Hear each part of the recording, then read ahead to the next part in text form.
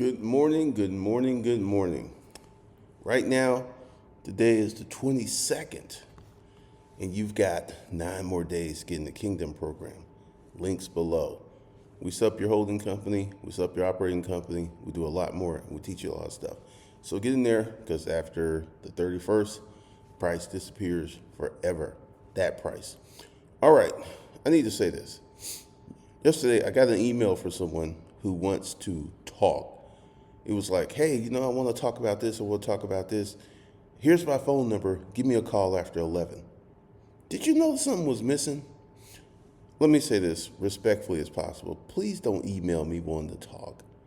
If you don't want to enter the King program, that's fine, that's well. But I'm not talking to anyone.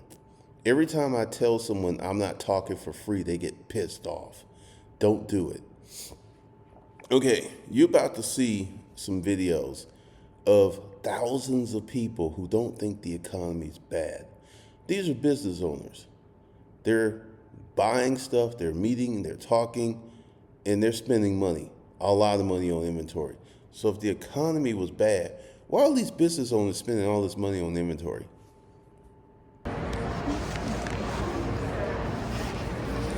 Say what? Oh, okay. All right.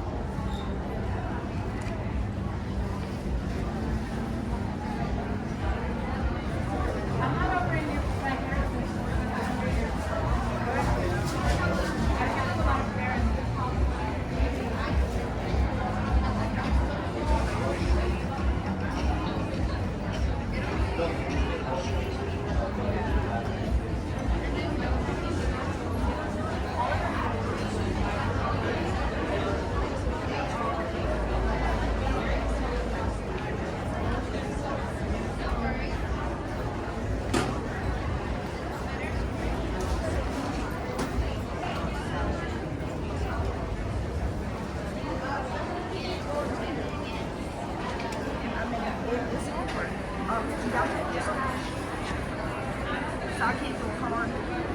I can do a card. Okay, well, I'm still open. How much is it on? See, I mean, he's so cute. It is cute. Really cute.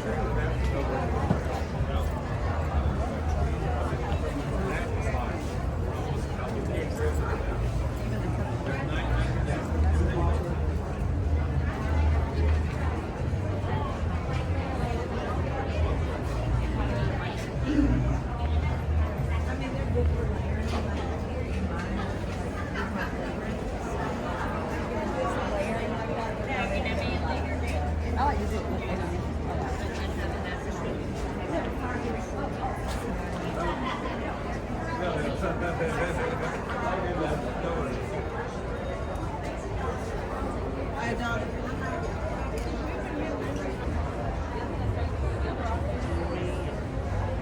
me, sir, no pictures.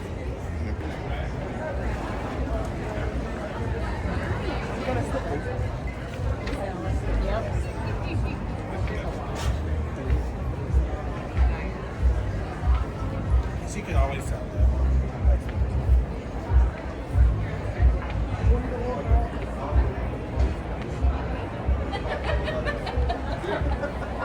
You just put up for a year.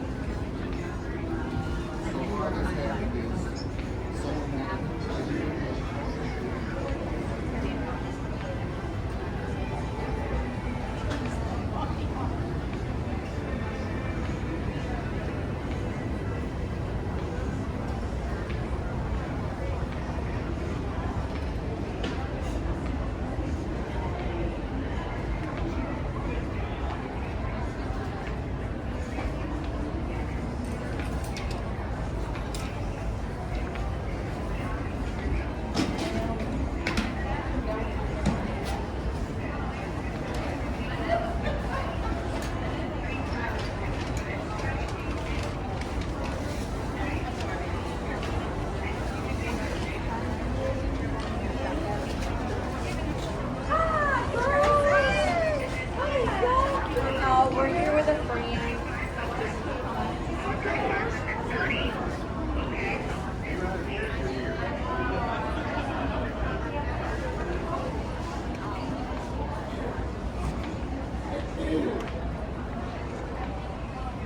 I'm sorry.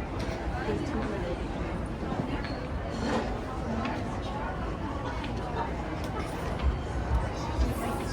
Said she has a lot to show you some cologne oil. Oh, no, thank you. Be able to get us some. Saw it was part of a show that was at the Apparel Mart, and there were thousands and thousands of business owners there. Literally, parking was $50 in the garages that were close to the Apparel Mart. I went in this one that was kind of cricky. It was $50. So if the economy is bad, why are thousands and thousands of business owners hopping on planes, staying in hotels to come to a show at the Apparel Mart here in Atlanta? The economy is not bad. Now, you're looking at it from your surface level. You'll see bad things, or maybe you live in a depressed economy where the economy is actually bad for that area. I live, let me talk about where I live. I live in Marietta, but very close to Sandy Springs. Literally, I go down the street, I go maybe a mile, and then I turn and I'm in Sandy Springs. That's how close I am to Sandy Springs. I am about 10 minutes from my old house. So I'm in a wealth adjacent area. Now, what do I mean by that? Sandy Springs, Northside Drive. Northside Drive is literally round the corner. And Northside Drive is like, you go down Northside Drive, all you see are driveways and gates because the houses are so big. So I'm in the wealth adjacent area. I'm in Cumberland Mall area near the Braves' new stadium at Truist Park. So I'm in an area with a lot of money. And I'm gonna say something very, very distinct. The black population out here is very different than the black population that was in Buckhead. 100% different. One of the things you will see is most of the men have haircuts. and they have, fades and stuff. There's not as many locks and braids. There's some guys who wear them. The women have that professional haircut, that professional look. You see them in Target. So the black people in this area have a little money, and it shows because you just don't have that despondency that you have over in Buckhead. And I really like where I live. I'm off Powers Ferry. I am 5 minutes from my office. Good thing I moved here because I am always in my office. I'm in my office 7 days a week. So this was a power move to move this close to my office. And I'm closer to my boo thing. She lives in Austell. So this works out really, really well. And one of the things that you guys should understand, do not just come on the channel and say the economy is bad without some analysis and investigation. I mean, literally on YouTube, I keep talking about this. There's a guy on YouTube talking about Porsche dealerships are in trouble. They cannot keep 911s on the floor. These are $150,000 to $300,000 cars. $170,000 tricked out Cayennes. They cannot keep on the floor. And you're hearing this stuff from YouTube, and I'm getting ready to do a whole part about YouTube. Number one, YouTube is a great analytical engine. This is how I got the majority of my customers. YouTube is amazing for that. However, this is where YouTubers go wrong. And it's not YouTube, it's YouTubers. There's a guy, his name, I believe, is Nary. He has a YouTube channel called No Regrets. And he goes after Chris Stain, Larry, these stock guys. And I know why he goes after them. Because they're lying to you. They will have you believe all their money comes from investing. The truth is, especially in the case of Chris Stain, the majority of their money comes from you buying their courses and YouTube income. That's where the majority of the money comes from. Because investment money, let's go ahead and talk about it. Like years and years ago, I had a position in the stock market. One was in the storage auction business. I used to save 50% of my income. Why could I save 50% of my income? Because my income was very high. I could save 50% of my income, buy 2 houses, drive a BMW, and not feel anything because I was making so much money, right? In 2 years, I developed a 7-figure stock portfolio. But one day I sat down and asked myself a question. The stock money, it was moving very, very slow. It was compared to the storage auction money, it was moving really, really slow. So early on, before YouTube, I realized that investment income is slow. It takes time. Can you get rich through investing? Absolutely. It could take you 20, 30, 40 years, but you could do it. Now I got a question. Why would you want to take 20, 30, 40 years to get rich when you could get rich using AI-driven stuff in the next 5 years? Now, let's talk about what rich is, all right? There's the first level of wealth, $10 to $15 million. That's the first level of wealth. You can get there with a business in about 10 years. The second level of wealth, 50 million to 75 million. You could get there with a business. Let's go ahead and talk about it. You can get there in the business from about 10 years. And let's talk about the third level of wealth, 100 million to 200 million. That's going to take some time. You could set it up where you be the leader and create a corporate empire and have your children come in and they take it to the next level. Billionaire status. There's only like 3,500 of them around the world out of a population of 8 billion. That should tell you something. It takes a lot of time to become a billionaire. You got to have the right model. So let's talk about surface level rich, because in a business, in the next 5 years, you can become surface level rich. Now, what does surface level rich mean? You have the ability to buy a house and pay cash. You have the ability to buy any car you want to. You have the ability to send your kids to private school if that's your desire. You have the ability to isolate your family from the heathens. So surface level wealth. You have a house, you have a car, your children are well educated, and you have money in the bank. And you're not even at the first tier of being rich. But here's the thing. Let's compare and contrast. You have a level where, let's say you're 40 years old, your house is paid off, your car is paid off, your wife's car is paid off, you got your kids in private school, and you got maybe $1 million to $2 cash in the bank. That's something you can do with a business in 5 years. You are not even at the first level of real wealth, but you are better off than 99% of America at that level. And you position yourself to move into that first level of wealth. You know, I get a lot of people who are interested in my money, right? And this is interesting. I did not work for a year and a half. And I came out here, moved from Buckhead. This apartment is $3,000 a month. My office rent is pretty cheap compared to the last office. It's $606. I spent about $15,000 getting that set up. And compared to the car rental business, this business is so much better. So much better. Number one, better customer base. The car rental business, it was like Hire Car, the car rental company they use, they went out of business. There's a reason they went out of business. When you're renting cars to people who cannot afford to buy a car, you're in dangerous territory from the get-go. A lot of people like to talk about my failure in the car rental business. And it's an indictment against my whole business career. I was successful in the storage auction business. I was successful in the publishing business. I was successful in the online course business. I was successful in writing and doing and building. So my success outweighs my failure. The car rental business, 100% a failure.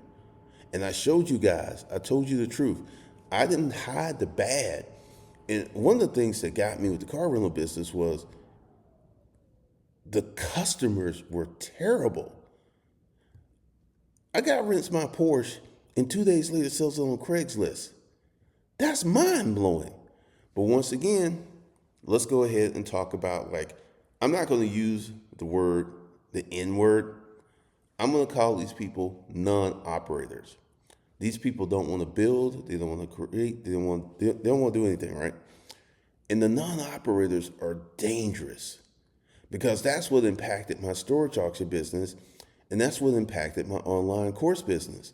Like right now, there's a lot of commentary. If you notice, I'm cleaning up the channel. You don't see as many crazy comments. As soon as I see a crazy comment, it's instantly gone.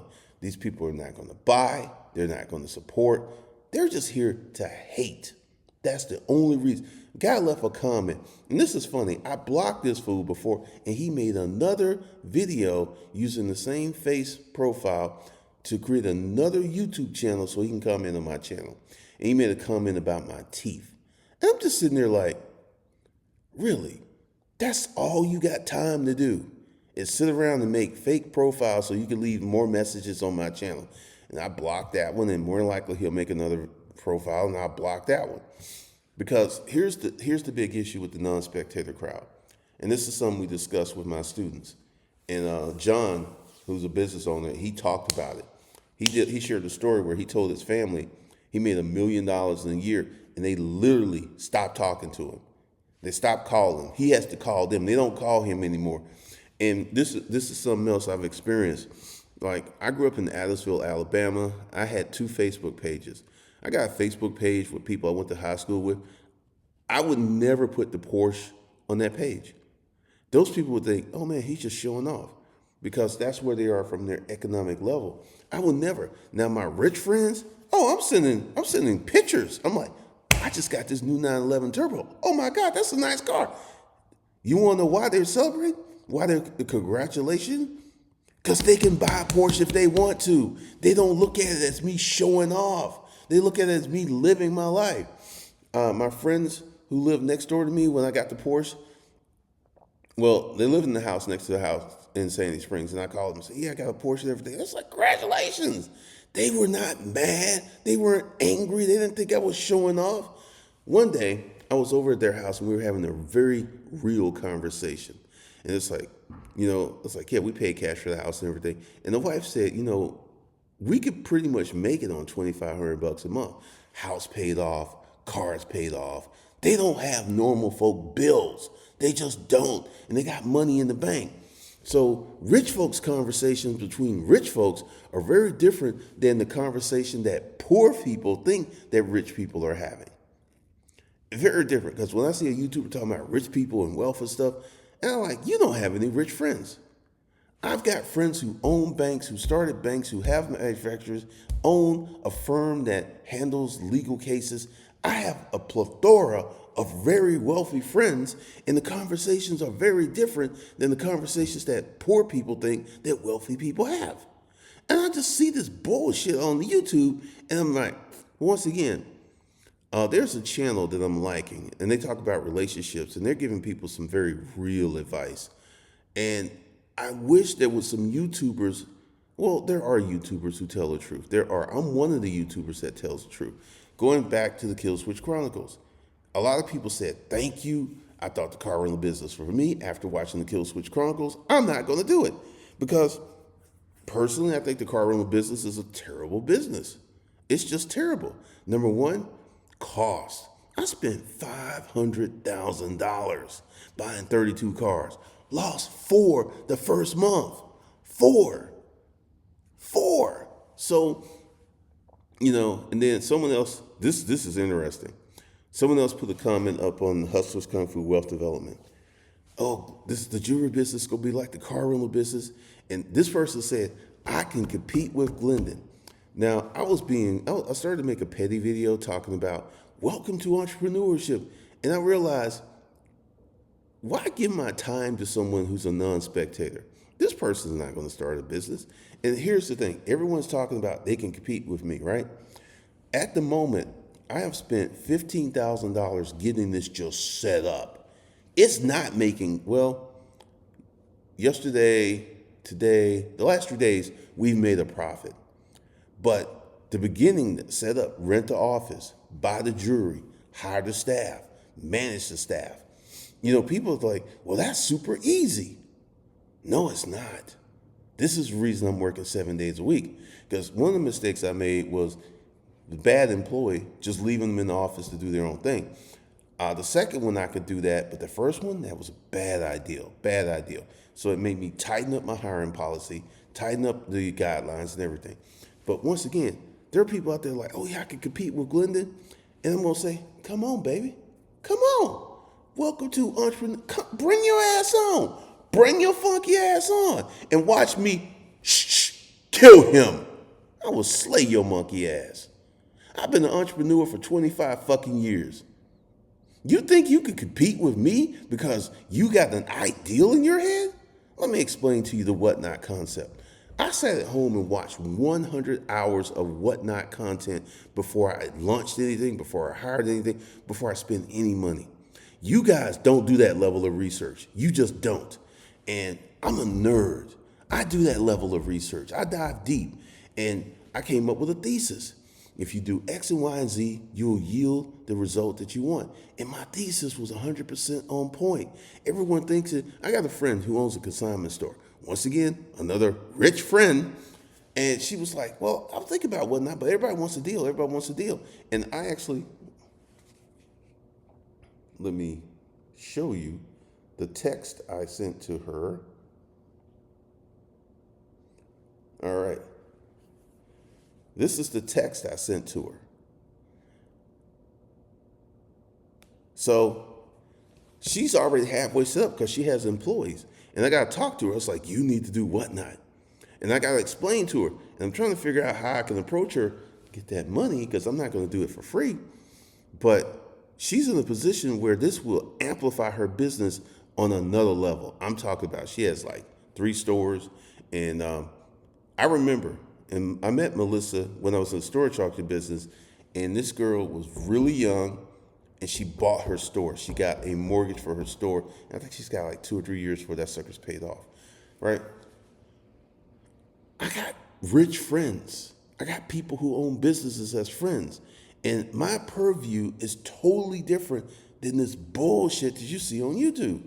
Like right now, before the whatnot thing, I was going this mission. I did a video talking about Chris saying, I see obvious blind spots and deficiencies in the content generated by YouTubers who actually don't own a business. They own a YouTube information business, but they don't own a real business. Right now, I'm in the resale business. This is my bread and butter. Storage auction, resale. eBay, resale. I've been doing this for years. And if you think you could come in and compete with me, let me explain to you why you can't compete with me. Number one, you don't have no money. I spent $15,000 getting this set up. That right there, kill him. You don't have no money. You can't do it. You cannot do what I did. I spent $15,000. Oh, I'm gonna share some other stuff. My boo thing, she going through some stuff, right? I'm giving her money. Yeah, I'm giving her money. Substantial money. So $15,000 over there, rent this apartment over here, do this, do this, do this. Money's going out. So how many of you can have tens of thousands of dollars go out and not come back in and still be living in a $3,000 apartment, driving a fucking Porsche? How many of you could do that? Not many, because you're not set up for it. And this is one of the reasons I had the money course to help people manage their money better. But once again, well, Anton Daniels, Rolex is real, yours is fake, ha ha. I took that shit down. Because see, I got tired of getting slapped in the face for trying to help people. This is why I absolutely refuse to talk to someone for free. If you're not one of my students, you're not paying me, we're not talking. We're not talking. And you want to know why? That's your deficit. Because I'm a fucking genius. This whatnot stuff is going to work out in a way that is going to blow my mind. By this summer, through organic cash flow, I should be close to $1 million a month in profit between the economic engines through cash flow. No business credit, no loans, none of that stuff. But once again, everyone on YouTube, you need to get business credit. You need to get business credit. No, you don't. You need to get a fucking business that works. That's the thing. Storage auction business, I ain't have no business credit. Now, I did have an LLC back in the days when you get an LLC, you can get a truck, you can get business credit cards when they were giving business credit cards to LLC owners who knew how to manipulate the Paydex thing. I did that. I had a Home Depot card and they shut that sucker off. It was at a $100,000 limit. I used to use it to buy storage auction. But here's the thing. I never actually got close to the limit because the capacity to buy storage units, we were limited. We could only buy so many units because once you buy a unit, you got to clean it out. Then you got to process it. Then you got to sort it. Then you got to figure this goes to eBay. This goes on Craigslist. There was no Facebook Marketplace back then. So once again, you want to compete with me? Come on. Let me see you spend $15,000, not make a profit, manage staff, hire. Come on. Let's see you do all that. I don't think you can. But if you can, here's my challenge to everyone who thinks they can challenge me in business. You go ahead and start your business and you so-called beat me if you provide me audited financials of your business. I will pay you $10,000 fucking dollars. That's the challenge. You think you could beat me? You think you come over here? Come on. Bring your kung fu over here. Bring it over here. And I will slay him. Because see, this is the thing, and this is one of the things that drives me crazy with the non-operator crew. Y'all think you can do more than you can. Let's go to the bad employee. She's part of that non-operating crew. She had thoughts and procedures. I actually sent her a screenshot when this 23-year-old girl who had never sold anything on Whatnot sold an $850 watch. That should tell you how wide open Whatnot is. Whatnot is wide the fuck open. When someone with no social media following, no experience can go on that platform and sell an $850 watch? Because, that's one of the things. It's like, how much experience do I need? It's like, you don't need experience. You need a good attitude. So, once again, come on. You want to challenge me? You think that car rental business, which was a failure, I make no bones about that. I was honest about that. You think that one failure out of all the successful businesses I start counts against me? And you think that gives you an angle? Come on. Come here. Come on. And watch me bitch slap your silly ass. Because number one, the biggest barrier is you don't have no money. That's the biggest barrier. Most of the folks who are talking all that noise, they don't have no money. They don't know how to manage. Like this business was started from cash flow. I did not use any of my credit. This business was 100% cash flow funded. You want to know why? Because we got to get it up and running before I use the business credit, because then you got to pay the credit back. So I'm not using credit for start this business. This business was started with 100% organic cash. And that's your weakness. That's how come I'm like, I read that comment. I started chuckling. I'm like, really? You're going to beat me? You're going to compete me? You're going to head to toe? You have no clue to what you're dealing with. Because see, this is the thing. I talk about whatnot, but my students get the secret sauce. And the secret sauce that's the killer thing. That makes it everything. But once again, you got people who want to challenge me? Come on. Come over to the dark side. Put a Darth Vader move on your ass, right? So, once again, the economy is not bad. The economy is bad to people with no income or low income, no skills, no vision. Yeah, that economy is bad, but my economy is rolling. My economy, if I was to go through my bank account, and this is an operational account. Let me get in here.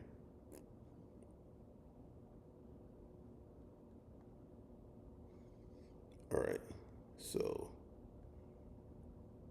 right. Just go through here. You will see the money that I was spending. What? Right. See all transactions. You will see I have been spending crazy money. All those transactions, and all those are cash transactions. Because I'm not using my credit cards. Because the business isn't making a profit. It would be just stupid to use credit, right? I mean, that's what's going on. All those transactions, right? So I have never used my debit cards this heavily. I've never used debit cards. Now, I have a secret order on how I use debit cards. I don't use them like normal people use debit cards, because these are business debit cards. But once again, come on, you want to compete? Bring it. Come on. I would love to, this is the sad thing. I would love it if people were actually serious versus huffing and puffing and talking all that noise. If they were serious, I would really love to see more black folks start businesses. I would love to see that. That ain't happening. It's just not happening. All right, let me know your thoughts and opinions. I'll see you guys in the next one.